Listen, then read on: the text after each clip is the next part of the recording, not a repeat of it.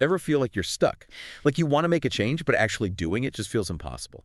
It's such a common feeling. Like, you're not alone in this at all. Totally. Yeah. And we're diving into excerpts that you sent from Mel Robbins' book on courage today. And that's how she starts, with this relatable problem, feeling stuck. Okay, so she gets it. She understands that feeling of being stuck. Yeah. Which I appreciate. And what's so interesting is she was at like a real low point when she found this solution. And it wasn't some big complex program. Okay. It was a surprisingly simple tool. Okay, all right. So what is it? What's this magic fix? I got to know. Okay, so are you ready? It's the 5, 4, 3, 2, 1 countdown, like they use for rocket launches. Robbins literally used it to launch herself out of bed one morning, and, things kind of spiraled from there. Okay, I have to admit that sounds a little too simple. How does a countdown unlock courage? Well, it's all about how our brains work. Right. Right?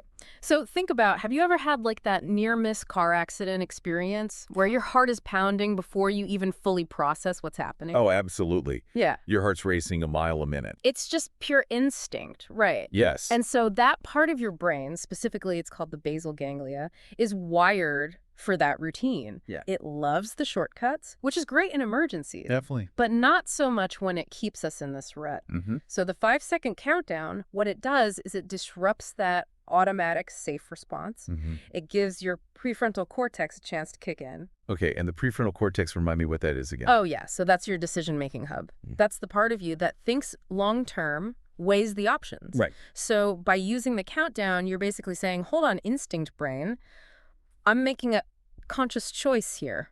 Ooh, I like that. Yeah. So it's like I'm hitting the override button on autopilot. Yes. Right, like we've talked about before. Exactly. And speaking of which, Robbins, she uses some really unexpected examples of how acting, like before overthinking, leads to these big breakthroughs. Yes. Right. Absolutely. And they're so interesting to think about, too, because, think about the invention of the match or Velcro, or even like something as specific as the Frappuccino. Wow, the Frappuccino. Yeah.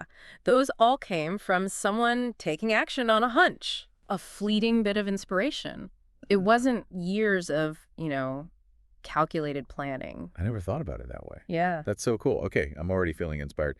It's like often we wait for the confidence to strike. Yes. But maybe the key is to just start, even if it's messy. And that's exactly what Robbins encourages. Okay. That courage isn't about feeling fearless. It's about acting despite the fear. Wow. And the more you do that, the more you build that confidence muscle. And which, by the way, you're already doing just by, diving into this topic, right? Right. Learning and exploring new ideas, that takes courage. That's a good point. Okay, so I like this whole idea of building courage through action. It feels way more attainable than like waiting for this magical wave of confidence to hit me, Yeah, exactly. Because who knows when that's going to happen. And Mel Robbins actually says that you don't even need to feel confident to act courageously. Oh. It's about taking that first step even when you're feeling unsure. I think I get what you mean. Can you give me an example, though? Because that sounds like it's hard to do in real life. Yeah, totally. So she has this great anecdote about this engineer who wanted to pitch an idea to the CEO of Cisco. Oh, wow. And so instead of waiting for this like formal meeting or the perfect opportunity, he literally chased him down on a bike path. He biked up to the CEO. What?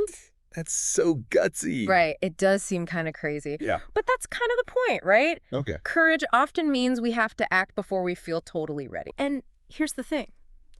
Pushing past those feelings of doubt, that's actually how we build true confidence. Just like we were saying before, building that courage muscle. Like it's not about being fearless. It's about taking action in spite of that fear. Exactly. Right. And think about it this way.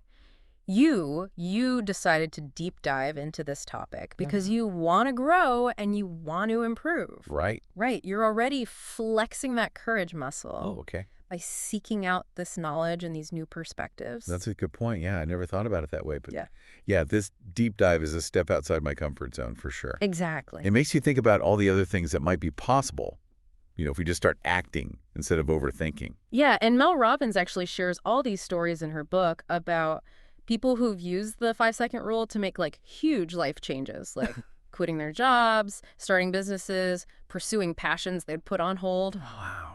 It's really inspiring stuff.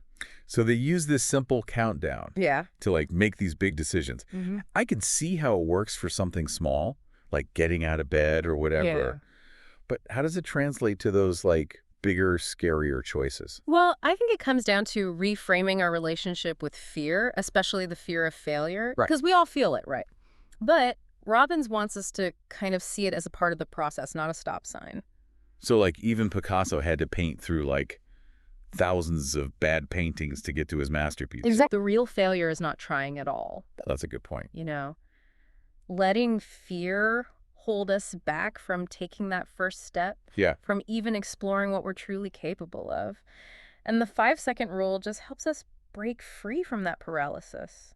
Yeah, it's true. It's so easy to get stuck in that fear, that feeling of not being good enough. Absolutely. Right. But Robbins reminds us that we are often far more capable than we give ourselves credit for. Right. And the more we act on that, the more we realize it's true. That's encouraging. Yeah.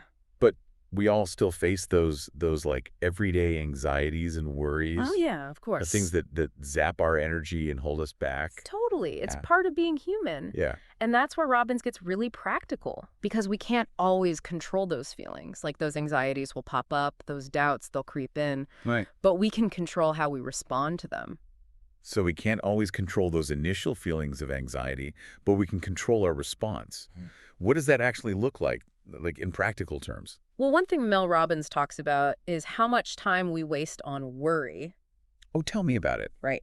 Like dwelling on stuff we can't control. She mentions this thing that really struck me Okay. about like how many seniors, when they look back on their lives, their biggest regret is all the time they spent worrying.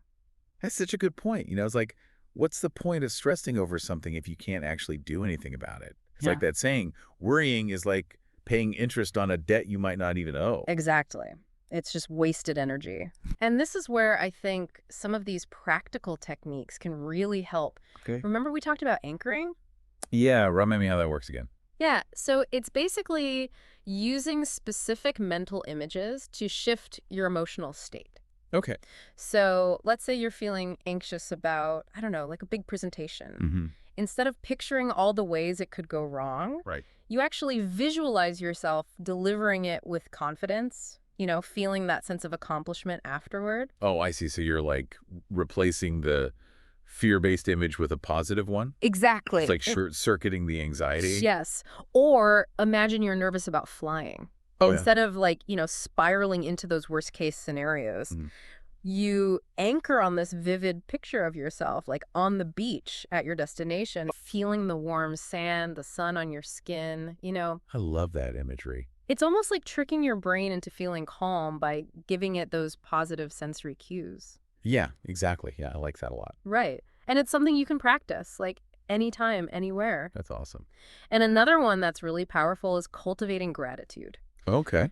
Mel Robbins, she talks about how simply asking yourself, what am I grateful for, can just interrupt those negative thought patterns. It's so interesting because it seems almost too basic. I know, right? But I can see how that would totally work. It's like hitting the reset button on your thoughts. Exactly. Yeah. You're consciously redirecting your attention. Right. And so when those worries start to spiral, you take a moment, you appreciate the good things. Mm-hmm. Focus on what you do have control over instead of letting your mind get hijacked by what you don't. Love that. And that kind of ties into this other practical tip Robbins talks about, Okay. which is planning a quitting time for work. Oh, yeah. Because it's so easy to let work just bleed into every aspect of our lives, right? Oh my gosh, constantly. But setting those boundaries is crucial. Yeah, it's so easy to get caught in that always-on mentality. Having that designated time to switch off from work is so key. Yeah, it's about recognizing that rest and rejuvenation, it's not an indulgence. Right. It's essential Yes. for productivity, for creativity. It's another way of taking control, right? Prioritizing what truly matters. It seems like so much of what we've talked about today comes back to that idea, taking ownership of our choices. Yes. Even when it feels challenging. We might not be able to just snap our fingers and erase fear and doubt. No. But we can choose how we respond. Absolutely. And the 5-second rule is just a tool. It helps you do that. Yeah. It's about breaking free from that frozen state of overthinking and taking that first step, even if it's messy, even if you're not 100% sure of the outcome. Yeah, it's about recognizing that you're capable of so much more than you realize. And sometimes all it takes is that initial push to unlock that potential. So what treasure within you are you ready to uncover? What small, courageous action can you take today in the next 5 seconds to begin that journey?